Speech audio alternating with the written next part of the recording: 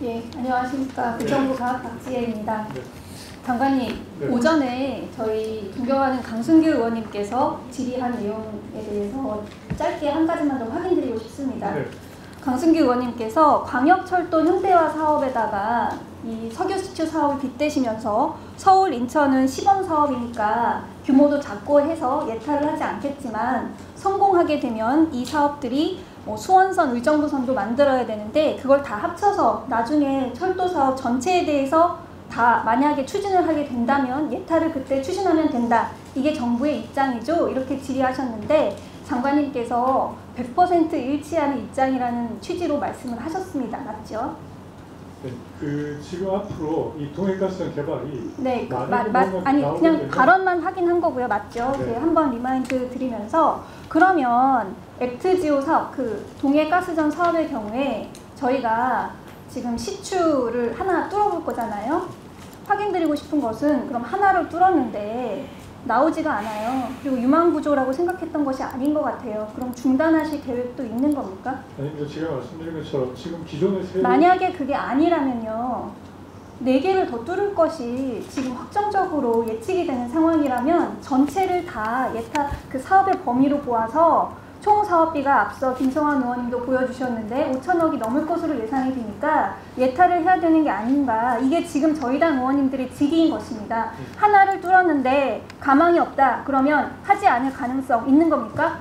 그 질문에 대해서만 답변해 주세요. 만약에 그럼 나오게 되면 앞으로 수십 공, 수백 공을 뚫어야 될지는 모르는데 이거를 그럼 지금부터 계획을 해가지고 앞으로 그 예탈 한 건을 받을 수가 없습니다. 그래서 조관건이 지금 만료가 되는 1호 시추공은 별도 사업이고요.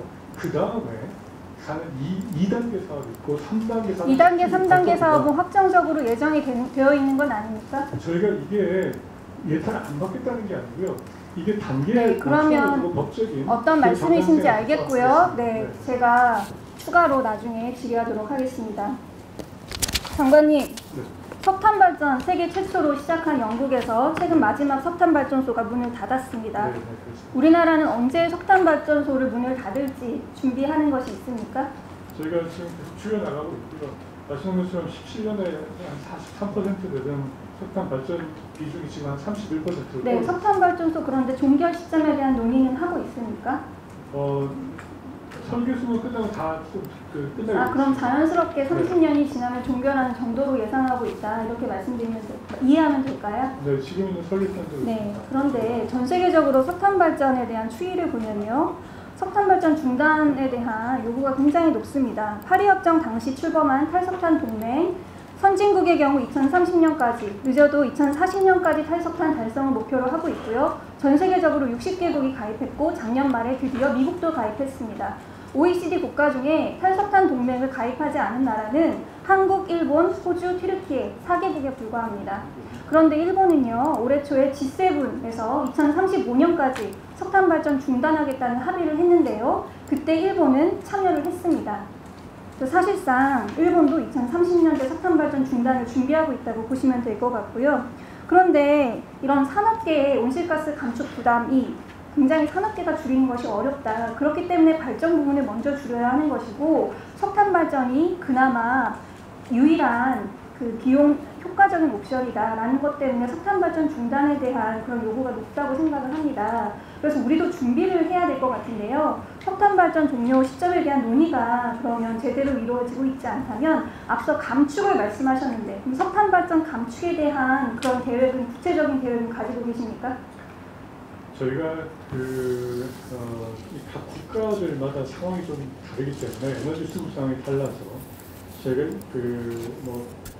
줄여나가고 있습니다. 그래서 무탄소 전원을 확보하기 전까지는 일단은 저희가 좀 가지고 가야 되는 부분이 있고. 그렇다면 제가 한 가지 상기 드리고 싶은 장면이 있는데요.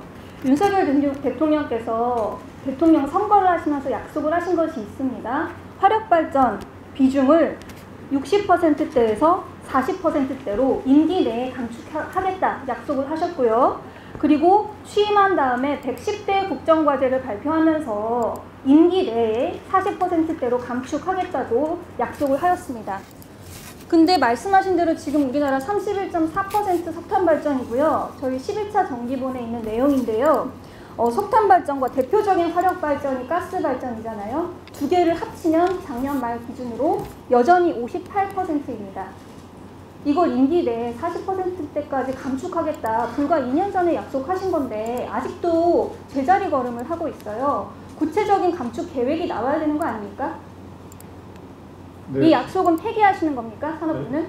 아닙니다. 저희가 계속 노력하고 있고 지금 말씀드린 것처럼 7년에 43% 있던 석탄 발전 비중을 지금 올해 31%까지 낮춰놨는데 계속 낮춰 나갈 계획을 있습니다. 그렇다면 저는 좀 더 구체적인 정책 대안이 있어야 한다고 생각을 합니다. 여러 가지 감축 수단 논의되던 것들이 있었는데요. 모두 다 표류하고 있습니다. 자발적 석탄 발전 자발적 상한제 2022년 여름부터 운영이 중단된 것으로 알고 있고요.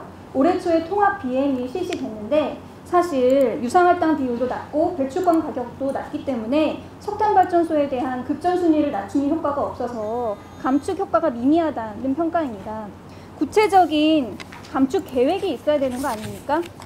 네, 의원님 말씀하시는 그 부분은 제가 꼭 인정을 하겠고 제가 지금 확대하겠다는 게 아니라 줄여나가는데 일단 쓰는 동안에도 혼소 같은 걸 써서 이 탄소 배출을 최대한 줄여가는 방식으로 해서 제가 임기 내에 40%대로 감축하겠다고 했는데 혼소를 언제 하려고 하시는 건가요? 쓰는 동안에도 저희가 그런 식으로 탄소 지금 감축이 중요한 거지 지금 이걸 갖다가 하루아침에 뭐 이렇게 빨리 줄이는 게 문제가 아니니까 저희가 최대한 줄여나가면서 그 탄소 중립에 벌써 2년 전에 약속을 했는데 이렇게 진전이 없다는 거는 저는 산업부가 정부가 국민에게 한 약속에 대한 이행 의지가 없다 저는 그렇게 생각이 됩니다. 추가 질의 더 드리도록 하겠습니다.